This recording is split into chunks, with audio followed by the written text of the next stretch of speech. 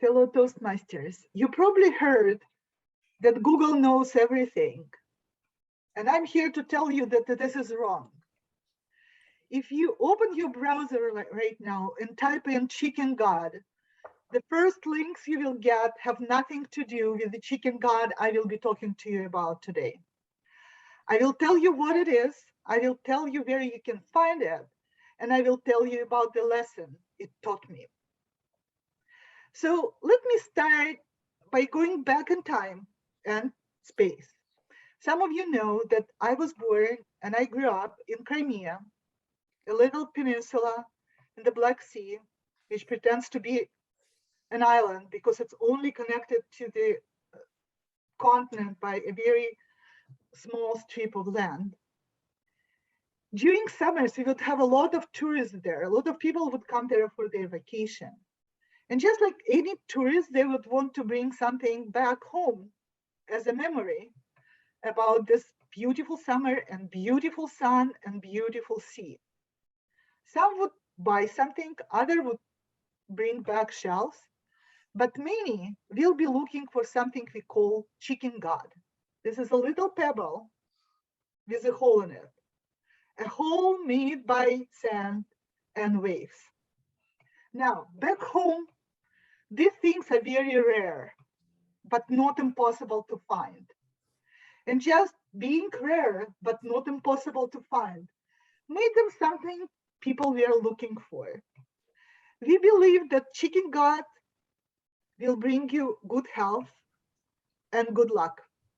I still have mine, which I found when I was a little girl, and I would wear it around my neck, again, as a talisman. It's something which would bring me luck and good health. Now, when we came here, we used to live in Monterey, and we would walk very often, every day for sure, at the Del Monte Beach. And I still remember when I found my very first chicken god here, a beautiful, this is the one, a beautiful pebble with small round hole in it. I was happy to find it for 30 seconds exactly. Because then I saw another one, and another one, and another one. I actually got the whole bag of chicken gods that day. And for some reason, it made me extremely sad. For some reason, having this thing in such abundance has stripped it from its importance and meaning. I did save them out of habit mostly, but maybe out of the understanding that there is some lesson in this seemingly non-meaningful event.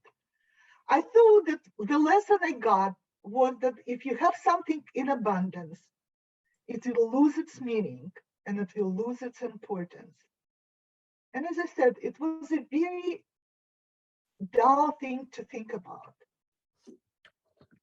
So these bags of pebbles with holes, and some of them are small, some of them are big, some of them are huge, and I left them there, right? I'm sure you've seen a lot of them as you walk at the Pebble Beach, the Del Monte Beach, or any other beaches here at the Pacific Ocean coast. So I saved them, and they were sitting in the closet for over 10 years until this morning. This morning, I was thinking about a gift I was preparing for a friend of mine. I wanted it to have several different items in it. I bought a present, I wrote a card, but I also wanted to add something like a token of an appreciation, a small thing which would have a lot of value in it. And when you think about a small thing which has a lot of value in it, what comes to your mind? Diamond, probably, right? Something like this. But I really didn't want it to be too expensive because I didn't want to get something in return. So it was supposed to be something small, something valuable, and very personal. And as I was thinking about it, and I'm walking around, and I started cleaning in my closet, just arranging stuff. And I came across these little pebbles with hole in them. And I thought, I think it's something I want to give to her as a token of my appreciation and love and gratitude.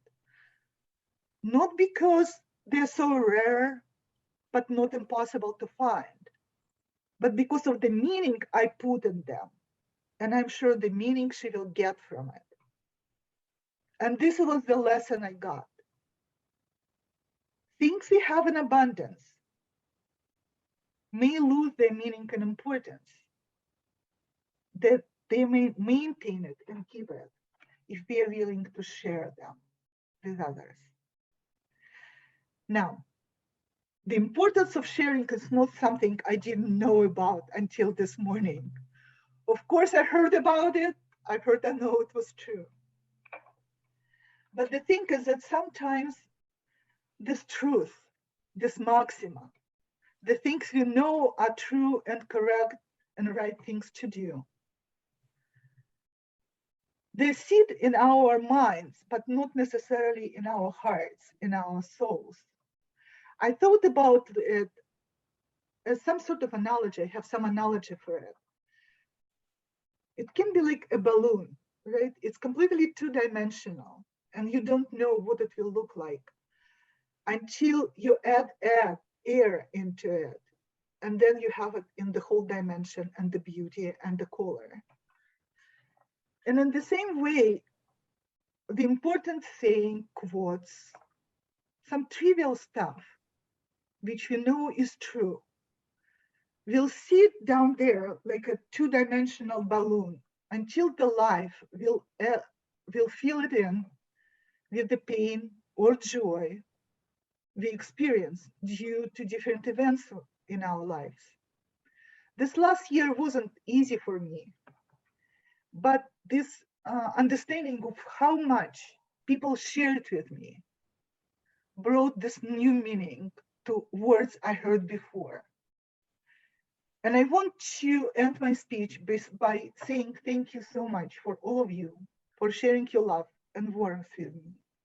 And I'm looking forward to the season when I can do the same. Back to you, Mr. Toastmaster.